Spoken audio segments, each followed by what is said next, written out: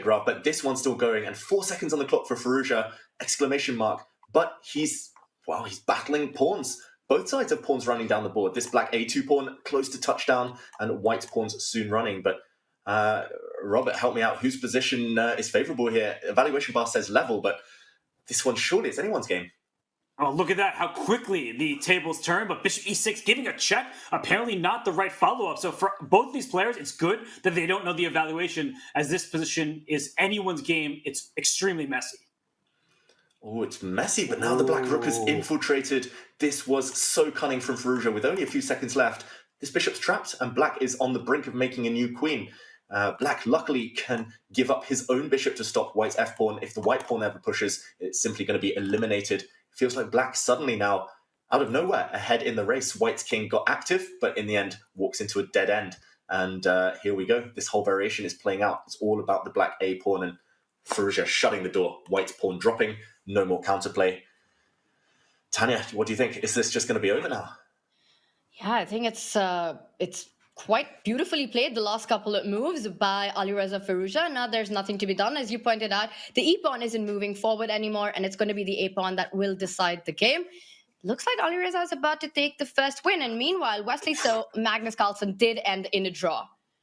Yeah, and that game was a draw. This one looks like it's great for black, but I can see, he drops the a-pawn right away. No time for Firouzja. He saw knight c2 coming, and now it should be a hold with best play, but shoulda, woulda, coulda. This is now speed chess, and by the way, rook and bishop versus rook, theoretically drawn, everybody, but really hard to save when you have no time.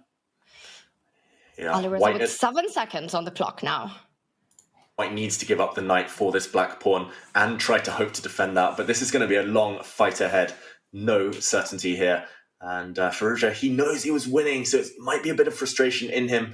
White can now give a check, for example, with the white rook. But no. Okay, the pawn's marching. The white knight is a bit offside, and the bar disappears. This check, and white's pieces are just too far away. They're not going to stop this black pawn from racing down the board. It's going to sprint towards a touchdown on c1. Fedoseev, he just rushed a bit too much. 25 seconds. He didn't coordinate his pieces, and look how the bishop totally dominates this knight. The bishop on this diagonal just cutting across the white knight's retreats. And, well, see a result now. He surely isn't going to let this one slip, Alireza Firouzja. You've been talking about the defensive technique of sacrificing that knight for the c3 pawn. That knight isn't going to get to the c3 pawn. No, it's because Alireza understood the assignment. He knew what white was going for, and he said, I'm not going to allow it. And now the king can just march forward, help that pawn, escort it to the other side, and then knight on d7. It needs to be back in white's territory. It's way too far away. Knight's being slow-moving pieces, not helping.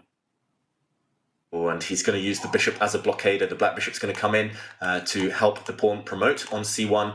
Or the bishop's going to help block some checks. And there we go. Bishop to f2 shuts the door in Fedoseev's face, and black makes a new queen. It's a matter of time now. It looks like they've swapped sides. Black's pieces are starting on the white's starting row, but a check, double attack, game over. Firouzja takes the win, the first game of the day.